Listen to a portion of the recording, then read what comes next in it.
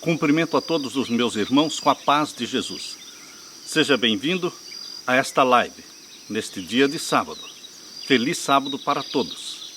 A live que Deus colocou na minha mente para transmitir para vocês, a mensagem para hoje, tem o título de Quando Tudo Está Dando Errado. Antes de começarmos o estudo da Palavra de Deus, vamos orar.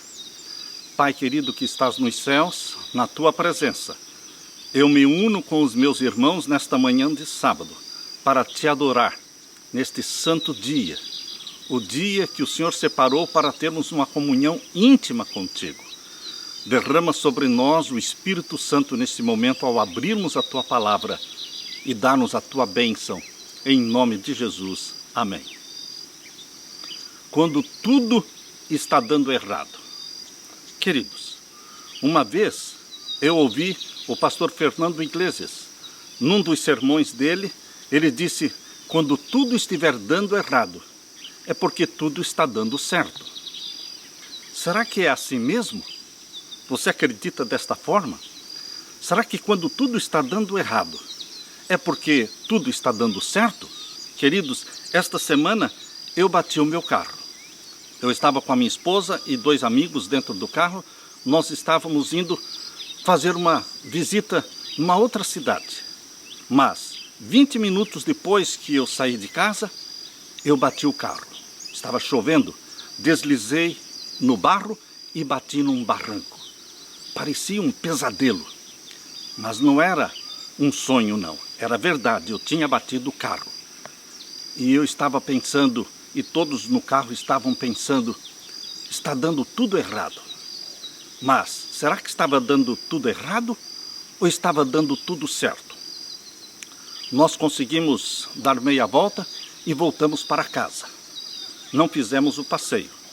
Mas, na mente de Deus, Deus estava tentando me ensinar outras coisas. Mais prudência, evitar acidentes maiores. Queridos, hoje quando nós olhamos para a situação do nosso mundo, a pandemia, o sofrimento, a mortandade, toda esta crise em que igrejas e escolas estão sendo fechadas, empresas estão sendo fechadas, o turismo está parado. Quando nós olhamos para toda esta situação mundial, nós dizemos, está dando tudo errado. Mas será que aos olhos de Deus está dando tudo errado? Será que pelas profecias bíblicas, a profecia do Apocalipse, será que está dando tudo errado ou está dando tudo certo? O que você pensa? Aos olhos de Deus, está tudo errado ou está exatamente como as profecias predizem?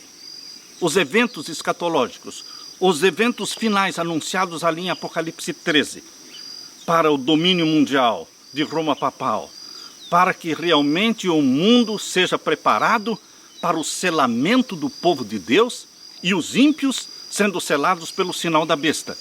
Queridos, eu acredito que está dando tudo certo, porque aos olhos de Deus, o mundo está sendo preparado para a segunda vinda de Jesus. Reed Joseph, esse era o nome dele, Reed Joseph. Ele foi adotado quando ainda menino por uma das mais ricas famílias da América. Ele estudou numa das melhores escolas particulares em New York. Depois graduou-se em Stanford. Alistou-se no exército americano, participou da Segunda Guerra Mundial e quando voltou da guerra, voltou como herói de guerra, recebendo muitas condecorações. Depois ele fez um mestrado em Harvard e o doutorado na Universidade de Yale, em Connecticut. Reed Joseph era um sucesso em tudo quanto fazia.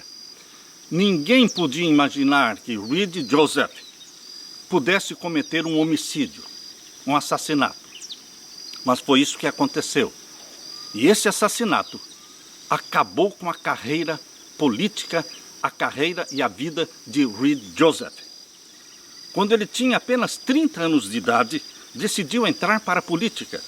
Ele decidiu se candidatar para o Senado americano e ganhou, se tornou um senador.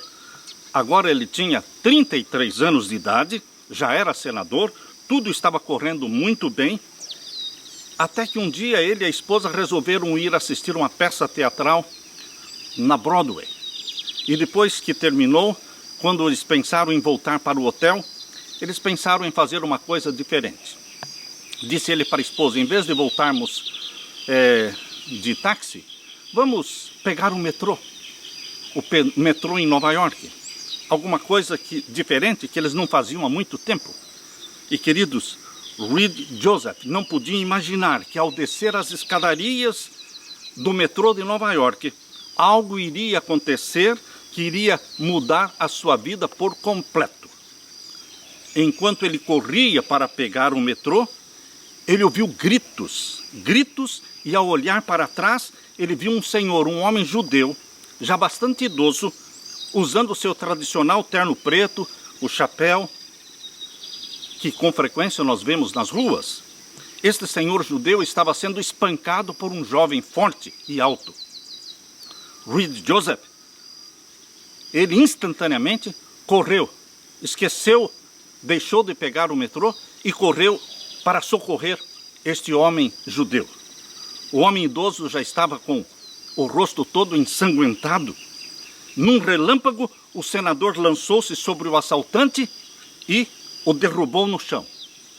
Mas o assaltante, quando se levantou-se com uma barra de ferro na mão. Reed Joseph, que era um herói de guerra treinado, num instante, ele deu um golpe naquele assaltante e quebrou o pescoço dele. Aquele assaltante caiu estirado, morto no chão. Ali estava o assaltante morto e morria ali também todas as esperanças e perspectivas de sucesso de Reed Joseph. Queridos, esta é uma história verdadeira. Isto realmente aconteceu, com exceção de que nós mudamos o nome deste líder. Ele não era um americano, ele não se chamava Reed Joseph, ele não participou da Segunda Guerra Mundial, ele também não pegou o metrô de Nova York, ele também não foi um senador, mas, com exceção destes pequenos detalhes, esta história é verdadeira. Ele foi realmente um menino adotado por uma família riquíssima. E poderiam ter lhe dado o nome de Reed Joseph, mas deram para ele o nome de Moisés, o príncipe do Egito. Queridos, Moisés foi trazido para o palácio e foi tratado como sendo o neto de Faraó, o faraó do Egito. Na sua juventude, Moisés foi provavelmente enviado para a melhor escola egípcia que existia ali ao redor do Templo do Sol. E era conhecida como sendo a Oxford do tempo antigo, do Antigo Egito. Em Atos capítulo 7, verso 22, no discurso que Estevão fez, Estevão falou de Moisés, dizendo que Moisés foi instruído em toda a ciência dos egípcios, em todas as artes egípcias. E Estevão fala mais. Atos capítulo 7, verso 22, Estevão fala que Moisés era poderoso em palavras e poderoso em obras. Mas Moisés era mais do que um simples estudante da família real. Ele era um homem de estado e um militar. Estevão diz que ele era poderoso em palavras e isto faz com que Moisés fosse um homem de estado. E ele fala que Moisés era um homem poderoso em obras. Isso significa que ele era um militar, ele era um herói de guerra. As palavras de Estevão são confirmadas pelo historiador judeu Josefos. O historiador Josefos confirma que Moisés, ainda jovem, ele foi apontado para ser comandante das tropas do exército egípcio. Ele imediatamente reuniu o exército egípcio quando a Etiópia invadiu o Egito e aparentemente a Etiópia estava ganhando a guerra. Os sacerdotes egípcios, eles escolheram e apontaram Moisés para que liderasse o exército egípcio na guerra contra a Etiópia.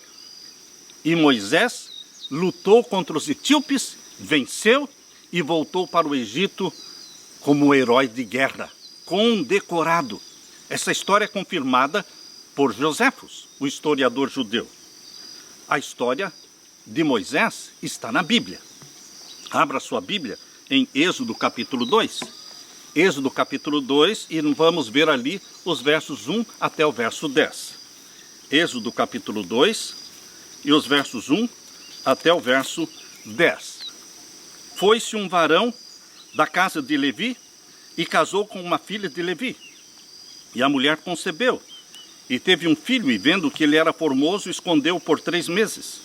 Não podendo, porém, mais escondê-lo, tomou uma arca de juncos e a betumou com betume e pez. E pondo nela o menino, a pôs nos juncos à borda do rio. E sua irmã postou-se de longe para saber o que lhe havia de acontecer. E a filha de Faraó desceu a lavar-se no rio, e as suas donzelas passeavam pela borda do rio. E ela viu a arca no meio dos juncos, e enviou a sua criada, e a tomou. E abrindo-a, viu ao menino, e eis que o menino chorava. E moveu-se de compaixão dele, e disse: dos meninos dos hebreus é este. Então disse sua irmã, a filha de Faraó: irei eu a chamar uma ama das hebreias, que cria este menino para ti? E a filha de Faraó disse-lhe: vai. E foi-se a moça, e chamou a mãe do menino.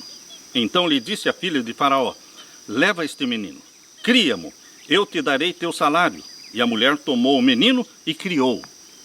E sendo o menino já grande, ela o trouxe à filha de Faraó, a qual o adotou. Moisés foi adotado pela família mais rica daquele tempo. E chamou o seu nome Moisés, e disse: porque das águas o tenho tirado. Queridos, os dados históricos de Moisés estão todos aqui. Moisés foi adotado pela família mais rica do Egito, a filha de Faraó. Moisés foi educado em todas as ciências e artes egípcias. Moisés foi altamente condecorado como um herói militar. Moisés não esperava que acontecesse na vida dele o que aconteceu. Da noite para o dia, do sucesso, ele foi para o fracasso. Isso nós lemos aqui em Êxodo capítulo 2, e os versos 11 e 12. E aconteceu naqueles dias que, sendo Moisés já grande, saiu a seus irmãos e atentou nas suas cargas, e viu que um varão egípcio feria a um varão hebreu dos seus irmãos. E olhou para um lado e para outro lado, e vendo que ninguém havia ali, feriu o egípcio e escondeu-o na areia. Queridos, Moisés, aos 39 anos, tinha tudo o que o mundo valoriza. Tinha poder político, tinha prestígio, educação, riqueza e a perspectiva de uma carreira brilhante. Para qualquer pessoa normal, Moisés era um homem de sucesso. Geralmente, quando nós pensamos em Moisés, nós pensamos, ou talvez nos lembremos somente das pragas do Egito, ou do Mar Vermelho, ou da água saindo da rocha, e muitos outros milagres que Deus fez através de Moisés. Nós temos a tendência de esquecer os primeiros 40 anos de vida de Moisés. Mas nós não podemos passar por alto esses primeiros 40 anos de vida de Moisés, porque exatamente estes primeiros 40 anos de vida de Moisés mostram como Deus trabalha na nossa vida, da forma como trabalhou na vida de Moisés. Deus chamou Moisés aos 40 anos para voltar para a escola. Embora Moisés pensasse que ele já tinha educação de sobra, mestrado e doutorado em todas as ciências e artes egípcias, mas havia uma coisa que Moisés não tinha aprendido. Ele não tinha aprendido a desconfiar de si mesmo. Ele não tinha aprendido a confiar somente em Deus. Ele precisava um mestrado na formação do caráter. E Deus matriculou Moisés num mestrado de formação de caráter. Isso não era opcional. Aos olhos de Deus, isto era obrigatório. Este é o requisito mais difícil de se conseguir, mas para Deus é o principal requisito, a formação do nosso caráter. Moisés, a Bíblia informa que viveu 120 anos, sua vida pode ser dividida em 3 fases. 3 fases de 40. Os primeiros 40 anos, ali Moisés foi realmente um sucesso, um herói. Aprendeu a confiar em si mesmo. Aprendeu a falar, eu posso, eu faço, eu consigo. Ele sabia que ele era uma pessoa escolhida por Deus. Ele era dotado, influente, prepotente, autossuficiente, nutria o pensamento de que Deus tinha escolhido o homem certo para a missão. Nos primeiros 40 anos, Moisés pensava ter construído um caráter perfeito. Quão enganado ele estava. Nos próximos 40 anos, da segunda fase da sua vida, dos 40 aos 80 anos, a vida de Moisés foi aparentemente um fracasso no deserto, solitário, cuidando das ovelhas que nem eram suas, eram as ovelhas do sogro. Nessa segunda fase, Moisés aprendeu a desconfiar de si mesmo. Ó, queridos, quanto Deus trabalha para nos ensinar a desconfiar de nós mesmos. Não é possível você confiar em si mesmo e confiar em Deus. Você precisa desconfiar de si mesmo, porque enganoso é o coração mais que todas as coisas, e confiar em Deus somente. Nesta segunda fase, Moisés aprendeu a desconfiar de si mesmo. Tornou-se até complexado. Deus não quer que você se torne um complexado, mas Moisés se tornou. A sua autoestima caiu a 0. Dos 40 aos 80 anos, Moisés viu desmoronando todos os seus sonhos. E na mente de Moisés, tudo estava dando errado. Moisés pensou, tudo deu errado. Tornou-se pessimista. Ria de si mesmo quando pensava nos seus primeiros 40 anos e de quão promissor ele era. Nessa segunda fase, Moisés conseguiu enxergar os defeitos do seu caráter. Ele conseguiu agora enxergar os defeitos do seu caráter e que realmente ele era incapaz de cumprir com a missão divina. Moisés tornou-se humilde nesta segunda fase, dos 40 aos 80 anos. Queridos, nos últimos 40 anos de vida, que foram dos 80 anos até os 120 anos, nesta última e terceira fase de 40, ele estava finalmente preparado para ser usado por Deus. Aprendeu a desconfiar de si mesmo e confiar unicamente em Deus. Nesta fase, Moisés aprendeu a viver pela fé, viver pela palavra que sai da boca de Deus. O que Deus falava, ele fazia, mesmo que fosse um absurdo. Quando nós prestamos atenção nas palavras de Estevão, ali em Atos capítulo 7, versos 23 até o verso 25, nós podemos entender o que estava na mente de Moisés quando matou o egípcio. Porque Estevão fala claramente no seu discurso que Moisés pretendia ser reconhecido como libertador de Israel. Ele pretendia ser reconhecido pelo povo de Israel como sendo o libertador enviado por Deus. O verso 25, Atos 7, 25, mostra claramente que Moisés, por volta dos 40 anos, sabia que ele seria o libertador. Ele estava certo quanto à missão divina para a sua vida, mas ele estava errado quanto ao tempo e à maneira como ele libertaria o povo de Deus. Como as coisas podem dar tudo errado, quando todas as evidências indicam que dará tudo certo? Como as pessoas se enganam tanto? Como Moisés poderia estar tão enganado? Vamos ler aqui em Atos capítulo 7. Atos capítulo 7, versos 26 a 29. Atos capítulo 7 e os versos 26 a 29. Aqui nós lemos. Vou ler a partir do verso 23. E quando completou a idade de 40 anos, a partir do verso 23, veio-lhe ao coração visitar os seus irmãos, os filhos de Israel. E vendo maltratado um deles, o defendeu, vingou o ofendido, matando o egípcio. E ele cuidava que os seus irmãos entenderiam que Deus lhes havia de dar a libertação pela sua mão, mas eles não entenderam. E no dia seguinte, pelejando eles, foi por eles visto e quis levá-los à paz, dizendo: varões, sois irmãos, por que vos agravais um ao outro? Verso 27. E o que ofendia o seu próximo o repeliu, dizendo: quem te constituiu príncipe e juiz sobre nós? Queres tu matar-me, como ontem mataste o egípcio? E a esta palavra Moisés fugiu e esteve como estrangeiro na terra de Midian, onde gerou 2 filhos.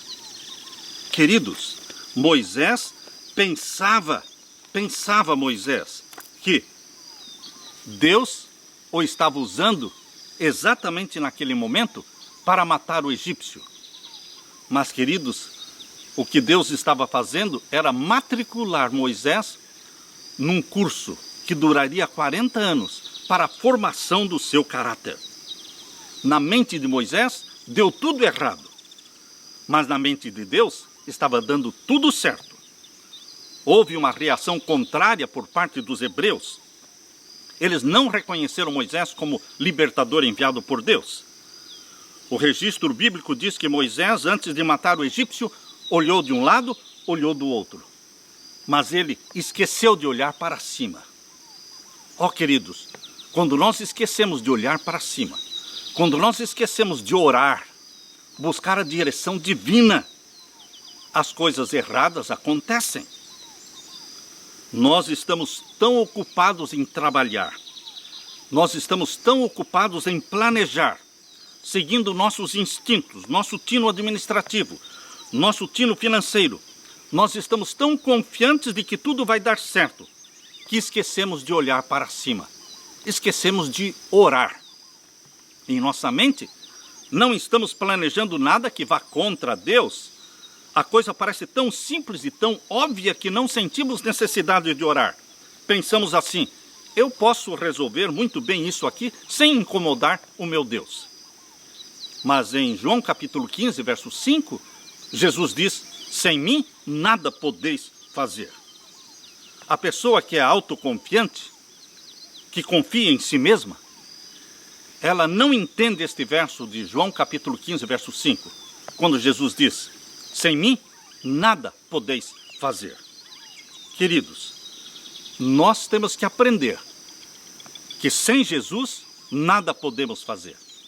Nós precisamos aprender a desconfiar de nós mesmos e confiar somente em Deus, nas mínimas coisas, nos mínimos detalhes, nas obras, nas ações de cada dia. Moisés sabia que Deus o havia colocado numa posição de poder e autoridade com a missão específica de libertar Israel, mas ele falhou. E pior ainda, ele, Moisés, era o único hebreu de influência e a sua oportunidade passou. Dos 40 aos 80 anos, houve uma mudança drástica na vida de Moisés. Ele foi do palácio para o deserto cuidar de ovelhas. Tiraram-lhe a espada da mão e colocaram na sua mão um cajado. Do sucesso para o fracasso. Saiu da riqueza para a pobreza. Saiu da dignidade para a insignificância. Saiu de uma vida com uma grande missão para uma vida quase sem sentido. Tudo isso aconteceu da noite para o dia. No espaço de 24 horas, a vida de Moisés teve uma viravolta de 180 graus. Os estudiosos costumam se referir às crises que os homens enfrentam por volta dos 40. Eu não sei se todos os homens têm essa crise aos 40 anos, mas Moisés teve uma verdadeira crise aos 40 anos. Ele mudou de endereço, mudou de vocação, mudou de status, sentiu-se rejeitado por Faraó, sentiu-se rejeitado pelo seu próprio povo. E isso machucou muito Moisés. A rejeição do seu próprio povo, a rejeição daqueles que são mais achegados a nós, da nossa família, isso nos machuca mais que qualquer outra coisa. Essas são feridas profundas. Nos primeiros 40 anos, Moisés não podia andar pelas ruas do Egito sem ser reconhecido. Ele nunca teve que esperar para uma mesa num restaurante, porque todas as portas se abriam diante de Moisés. Lá no Egito, nos primeiros 40 anos, as pessoas olhavam para ele quando ele dirigia sua carruagem pela cidade. Isto fazia Moisés excessivamente autoconfiante e Deus tem um remedinho. Deus tem um remedinho para excessiva autoconfiança. O remédio de Deus chama-se obscuridade. Colocar a pessoa na obscuridade. Mandar a pessoa para o campo. Queridos, isso aconteceu também com J.N. Andrews. Estava vivendo uma vida de sucesso, o maior teólogo adventista. Mas de repente, ele teve uma estafa. E Deus o mandou para o campo, mandou para o mato. E lá ele ficou 2 anos na obscuridade. E depois destes 2 anos na obscuridade, ele voltou e foi colocado então, porque estava agora preparado, no posto de presidente da Conferência Geral da Igreja Adventista do Sétimo Dia. E depois disto, ele foi enviado como missionário, o primeiro missionário adventista na Europa. Queridos, Deus trabalha com o remédio para a autoconfiança. Para nos curar da autoconfiança, Deus usa o remédio obscuridade. Convence você de vir morar no campo. Como estou aqui no campo? Na solidão, mas não deixando de fazer o trabalho de Deus. Não deixando de cumprir com a missão que Ele me deu, que é de pregar e preparar um povo para a segunda vinda de Jesus. No deserto de Midian, onde Moisés fugiu, ali era um lugar diferente das ruas movimentadas do Egito. Nenhuma cidade importante existia ali, não existiam admiradores. Midian era uma região árida, coberta por areias e rochas, extremamente quente durante o dia, extremamente frio durante a noite. Lá Moisés não tinha carruagens nem servos.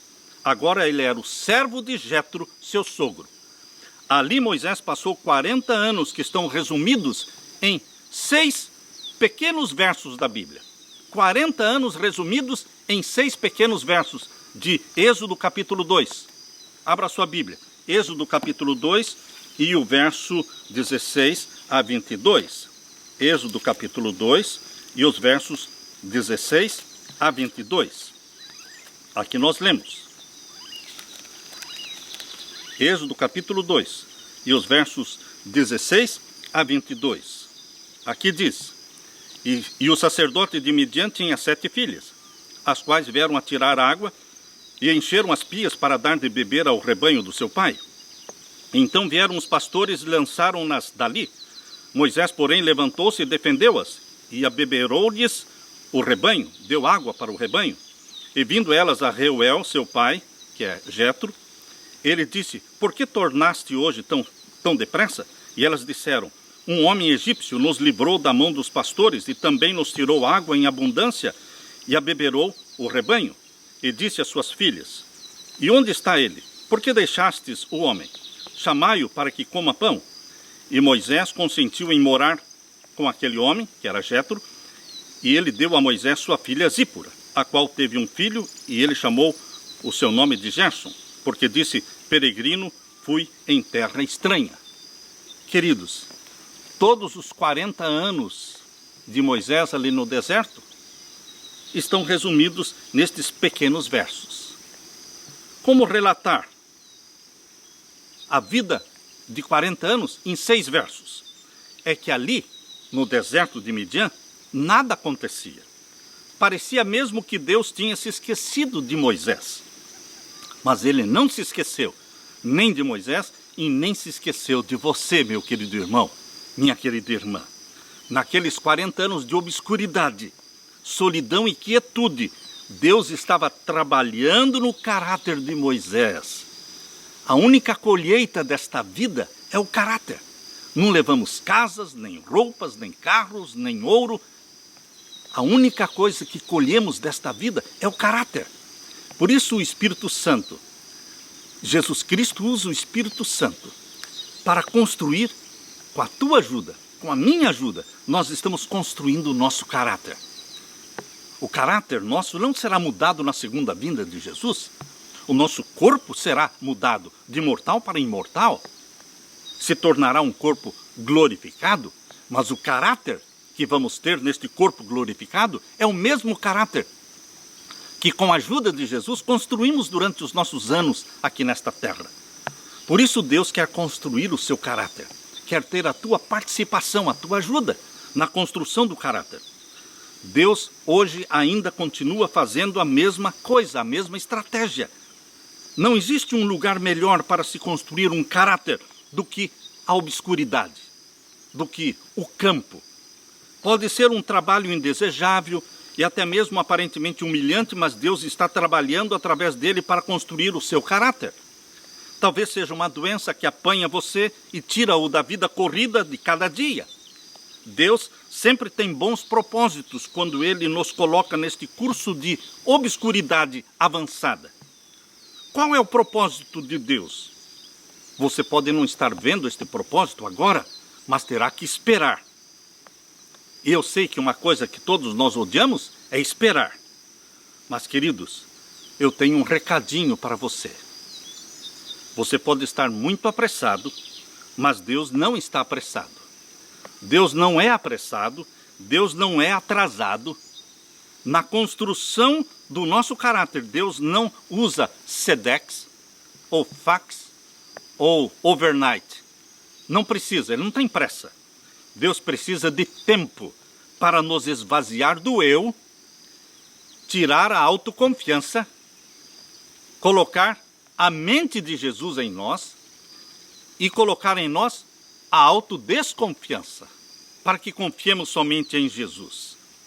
No caso de Moisés, Deus precisou de 40 anos ali no deserto. Nós pensamos que Deus vai construir o nosso caráter em 40 minutos? Não.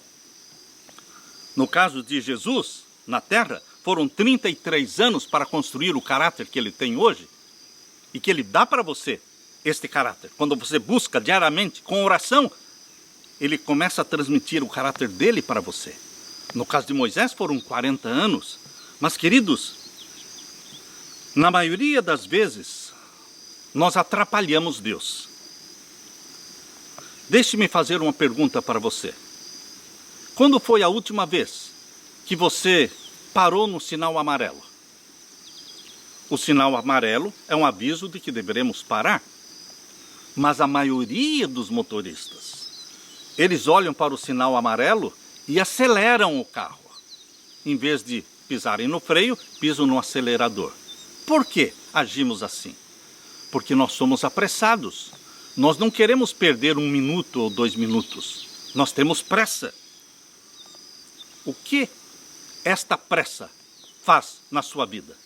Ela impede de você parar de manhã quando se levanta para ler a sua Bíblia, para se ajoelhar diante de Deus, para cantar 2, 3 ou 4 hinos, para ter comunhão com Deus. A pressa atrapalha, impede muitos de fazerem isso.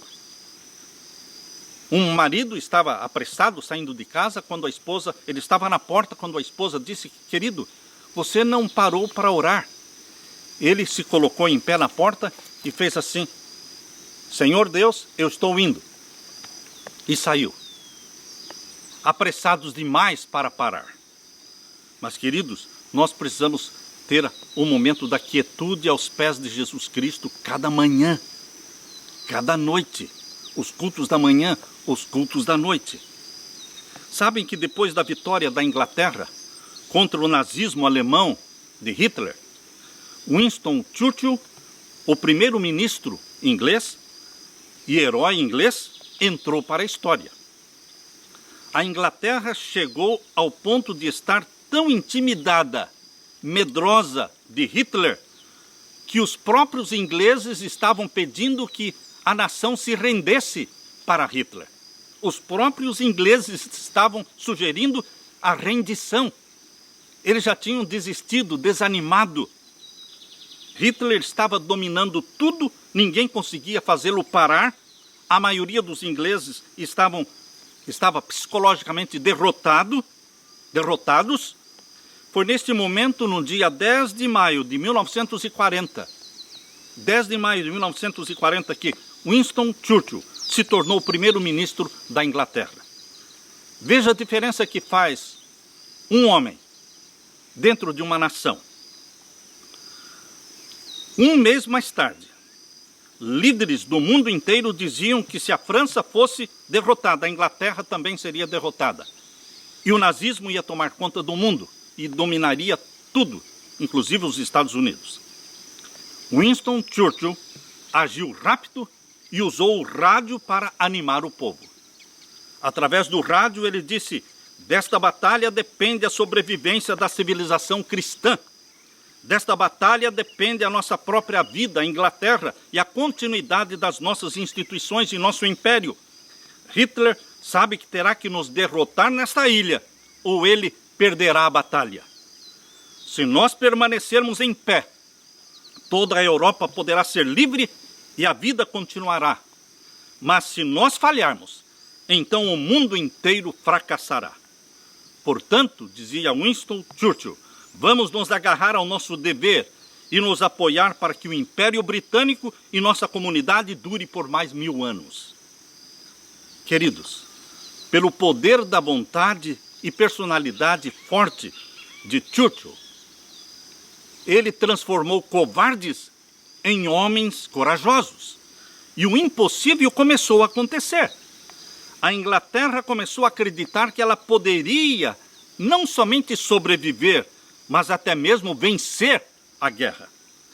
5 anos depois, no dia 7 de maio de 1945, lembram-se desta data, 7 de maio de 1945, aconteceu aquilo que Churchill nunca imaginaria que pudesse acontecer.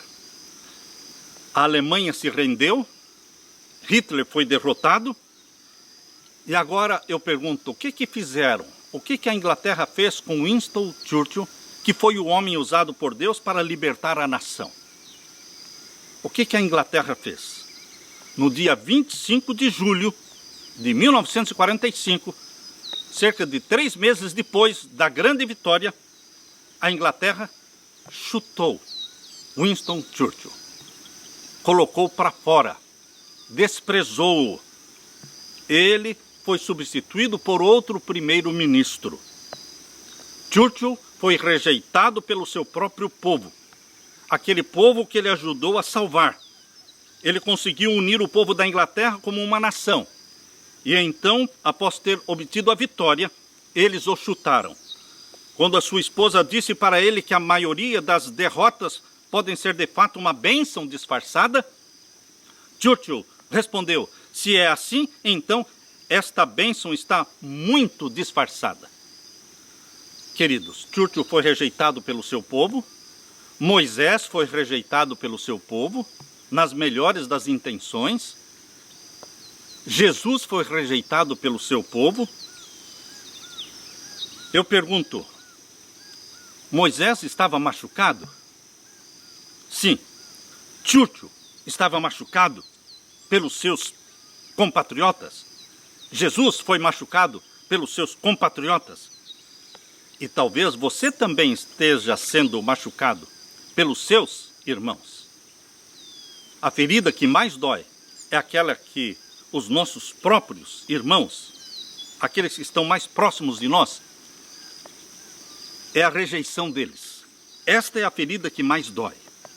Talvez você esteja pensando que no seu caso não existe nenhuma solução, não existe recuperação, mas isto não é verdade. O Deus que tudo vê e que controla os eventos da história está também olhando para você.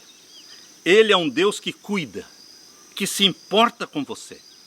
Ele sabe exatamente o que ele está fazendo. Você pode ter perdido o controle da situação, mas Deus não perde o controle da situação. Ele é soberano. Confie no que eu estou lhe dizendo, meu querido irmão, minha querida irmã. Confie que Deus matriculou você num curso em que você não se matricularia por vontade própria. Ele está formando o nosso caráter. Ele nos está colocando num mestrado de obscuridade para aprendermos a autodesconfiança e a confiança plena em Jesus Cristo. A primeira lição que todos os que querem servir a Deus, a primeira lição que precisamos aprender é a desconfiança de nós mesmos. E entendermos que as palavras de Jesus são verdadeiras. João 15:5. Sem mim, nada podereis fazer. Jesus Cristo quer fazer de você um herói de guerra. Um herói na guerra entre o bem e o mal. E você vai sair vitorioso, porque Jesus Cristo é o vitorioso. E você vai receber a condecoração das mãos de Jesus. A coroa de ouro vai ser colocada sobre a sua cabeça pelas mãos de Jesus Cristo, o Rei dos Reis, o Senhor dos Senhores, o grande vitorioso. E nós também somos vitoriosos com Ele, chamados de eleitos e fiéis. Em Jesus Cristo, somos mais do que vencedores. Que Deus derrame sobre você o Espírito Santo, meu irmão. Que Deus faça de você um vitorioso, para a honra e glória do nome de Jesus. Que Ele seja glorificado na sua vida. Fique com a paz de meu Jesus. Amém.